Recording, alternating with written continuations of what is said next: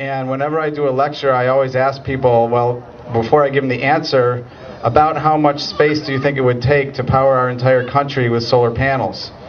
And I start out with, the first choice is, well, even if we covered the entire country with solar panels, there wouldn't be enough room to power all of our electricity needs. And how many people think that? And a few people usually raise their hand. And then I cut it down to, well, what if we covered half of the country with solar panels?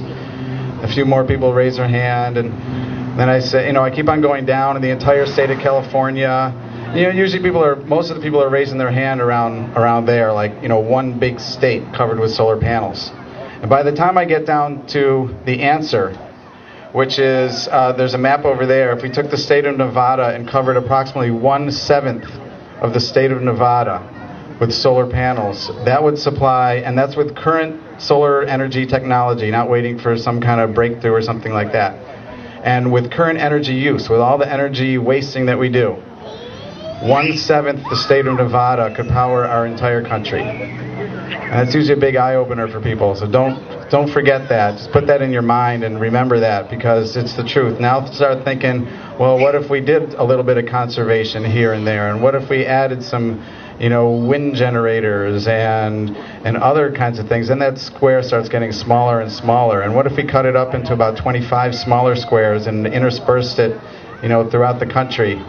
And you can see that it really is feasible. Yeah, it would take a lot of money, but all of the economic studies that have looked into this show that it would take a certain investment, roughly equal to less than we've already spent on the current war that we're in.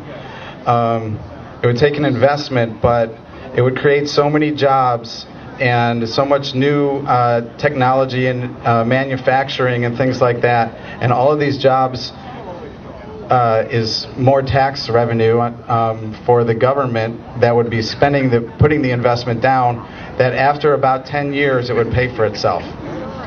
And after that 10 years we would be completely energy independent. We would not be relying on any foreign sources of oil or coal or anything like that. So what I find when I talk about this stuff, it's usually just a matter of telling people the truth, because they don't teach it in schools. And once you just realize that solar energy works today, we're not waiting for batteries to get better. We're not waiting for solar panels to get more efficient, although they do every year. They get a little bit better, but a little bit cheaper. But even with today's technology, they work. And this show is an example of it.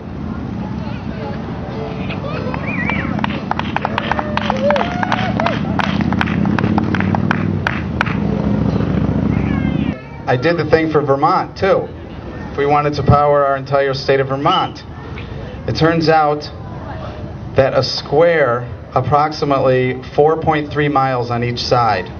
So if you can imagine a line from here to the downtown Richmond, from here to Jonesville is approximately 3.5 miles. Add a little bit onto that and make a square out of that line and cover that area with solar panels. That could supply all of the electricity that we're currently using here in Vermont. And I invite everybody here to I made 100 copies of that map, and there's a stack of them over there on the table, and I invite everybody to take one of those with you and put it on your refrigerator.